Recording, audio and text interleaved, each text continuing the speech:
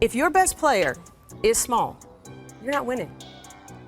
John Stockton, Allen Iverson, Steve Nash, you could go down the list. Jalen Brunson has been counted out his entire life. Even when he was in high school, he was too small. Doubted your whole life.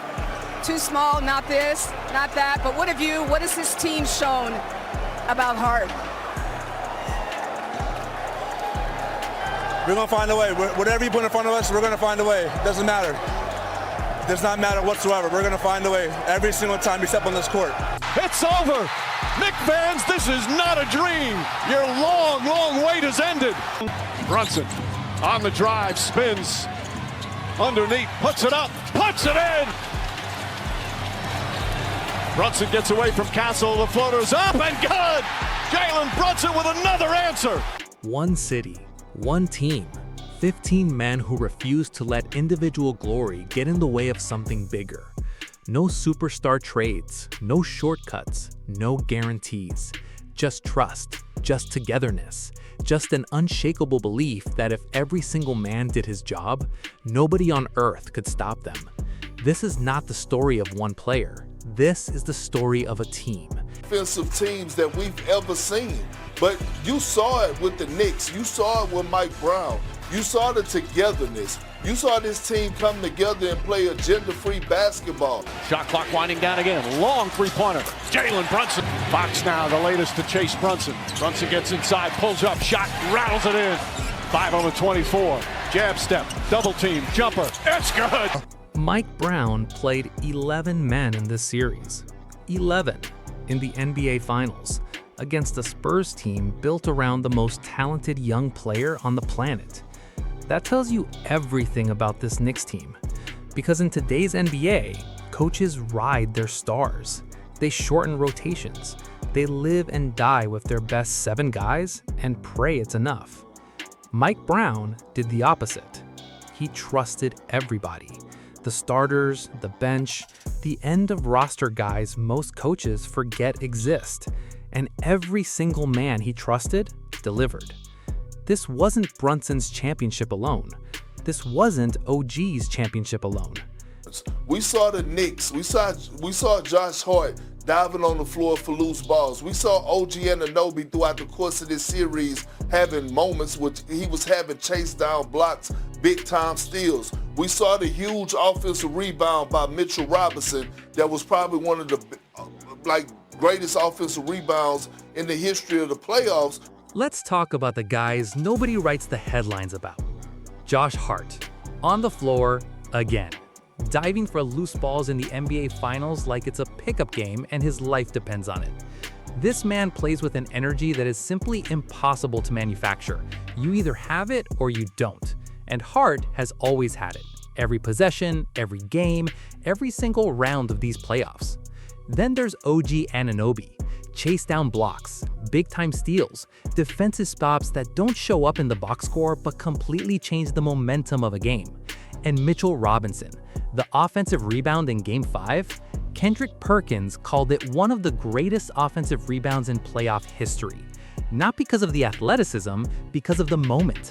Down the stretch of a finals game, Robinson goes up in traffic and comes down with the basketball.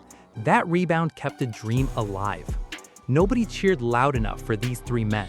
They deserve every single thing coming their way. But Mike Brown won the battle of the sideline.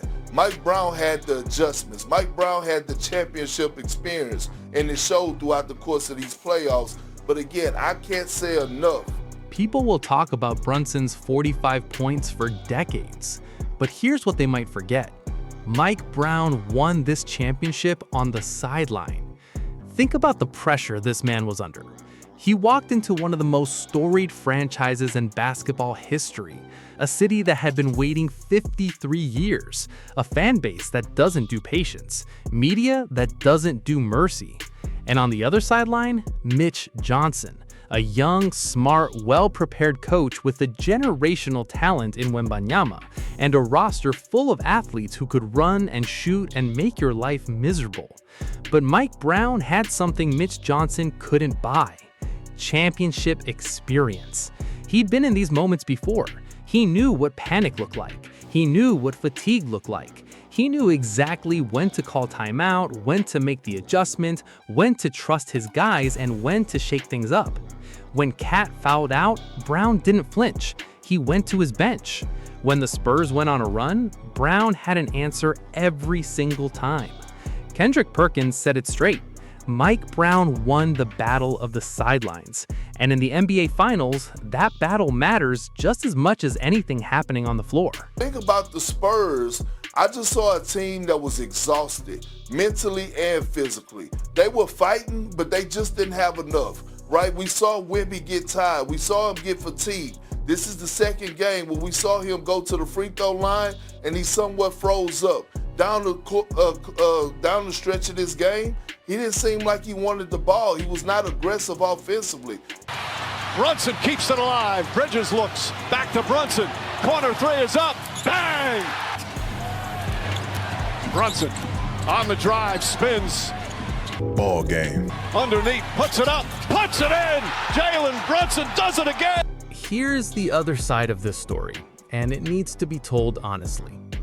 Victor Wembanyama is going to be one of the greatest players this sport has ever seen.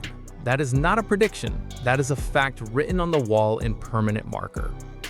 But tonight, in the biggest moments, he froze. Down the stretch of Game 5, Wemby went to the free throw line and something happened that nobody expected. He hesitated, he stiffened.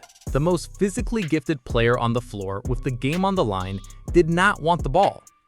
Kendrick Perkins saw it immediately. He called it out directly. Wemby was fatigued, mentally and physically. This was the second straight game where the moment became bigger than the player. And it wasn't just Wemby. The entire Spurs team ran out of answers. Dylan Harper, who was brilliant all series, could not get enough late. De'Aaron Fox made decisions that veterans cannot make in finals games. And a young coach on the other sideline ran out of adjustments when it mattered most. This is what experience does. This is what 53 playoff games of Mike Brown's coaching career does to a young team in their first finals run together. It exposes every crack, every hesitation, every moment of doubt. The Spurs fought. Nobody can take that away from them.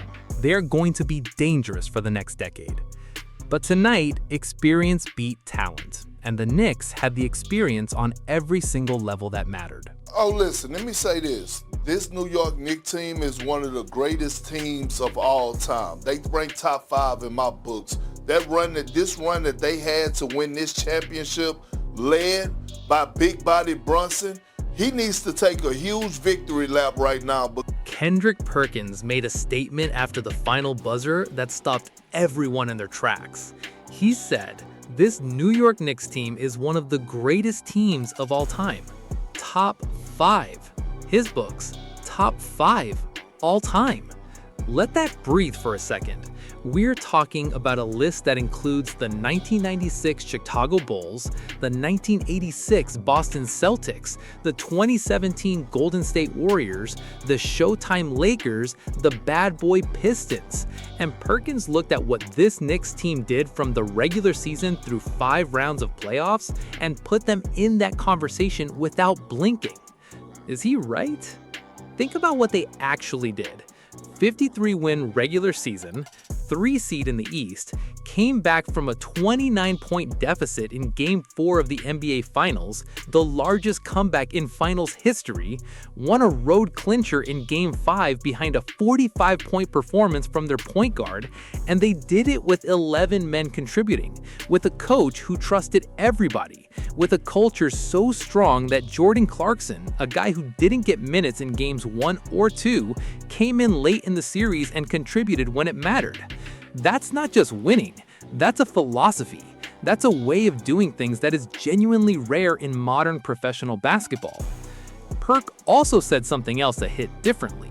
He called OG Anunoby the 2026 version of Scottie Pippen. Think about what that means. Brunson as Jordan, OG as Pippen, Mike Brown as Phil Jackson. The parallels are there, the results are there, and 53 years of waiting ended by a team that never cared about individual glory for a single second. Top 5? All time? Yeah, I think Perk might be right. They didn't care about the noise. They didn't care about the critics, the doubters, the people who wanted superstars instead of this group.